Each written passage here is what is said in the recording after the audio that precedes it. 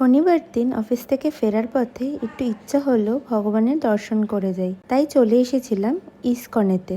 এসে দেখলাম আরতি হয়ে গেছে আর গীতা পাঠ হচ্ছে, তাই বসে পড়েছিলাম গীতা পাঠ শুনতে। আমরা মাঝে সাঝেই এই ইসকনে চলে আসি, যেটা মিন্টু পার্কে আছে। এখানে আসলেই যেন মনটা আরো বেশি ভালো হয়ে যায়, কেন কি জানে এখান থেকে যেতেই ইচ্ছা করে না। আর এনার কথা শুনে এতই ভালো লাগছিল যেন মনে হচ্ছিল এখানে বসেই থাকি। এখানে ভোগদান হচ্ছিল, আমরাও এখানে ভোগ খেয়ে নিয়েছিলাম। প্রসাদ পেলে কি আর ছাড়া যায়।